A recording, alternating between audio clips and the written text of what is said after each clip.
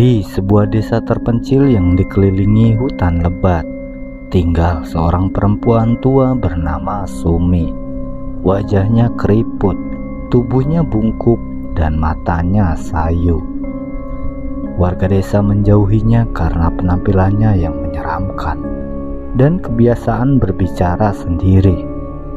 Anak-anak sering mengolok-oloknya, menyebutnya nenek sihir. Namun tidak ada yang tahu, Sumi sebenarnya adalah seorang wanita baik hati yang selalu menyelipkan bunga pada bantal anak-anak desa setiap malam, berharap mereka selalu bermimpi indah.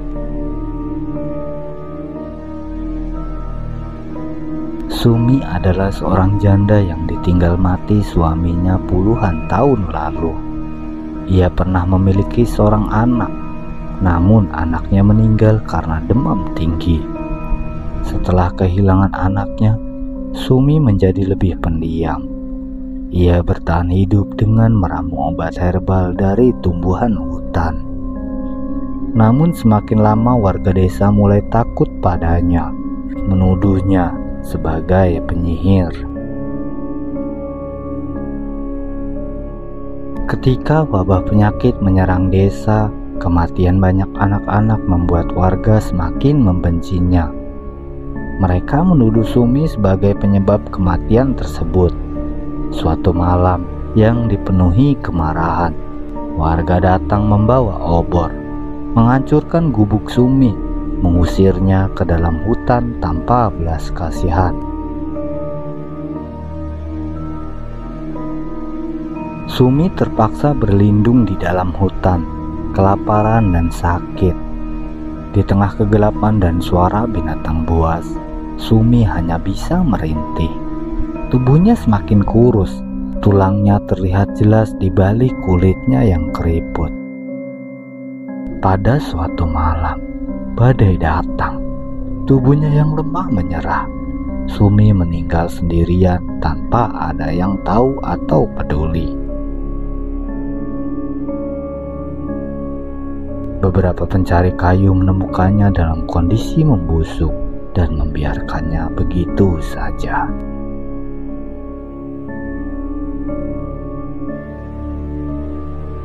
Beberapa minggu setelah kematian Sumi, desa mulai diliputi ketakutan.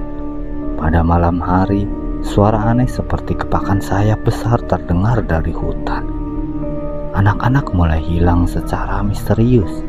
Beberapa warga mengaku melihat bayangan besar dengan sayap kelelawar terbang di atas pepohonan. Sosok itu adalah Kolong Wewe, arwah Sumi yang menjelma menjadi makhluk menyeramkan dengan wajah keriput, mata menyala merah, dan taring panjang. Kolong Wewe hanya muncul pada malam hari, terutama ketika bulan purnama.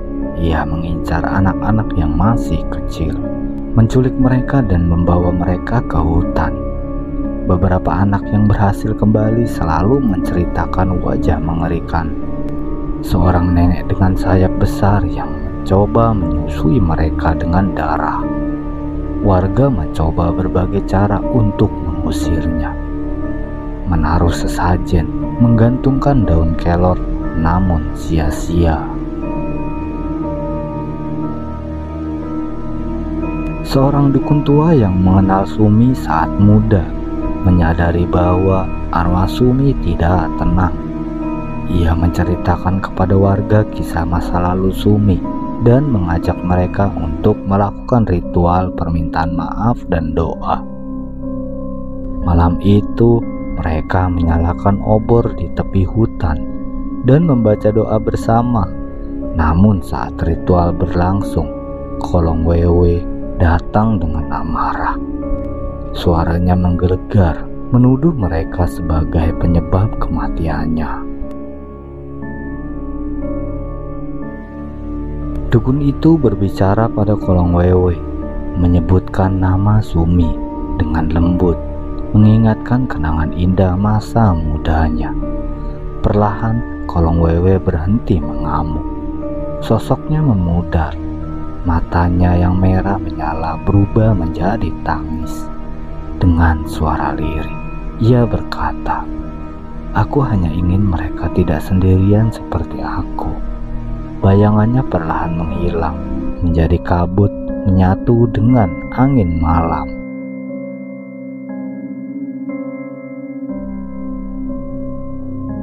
Desa kembali tenang, namun warga tidak pernah melupakan teror kolong wewe. Sebagai pengingat akan bahaya mengucilkan seseorang tanpa belas kasihan.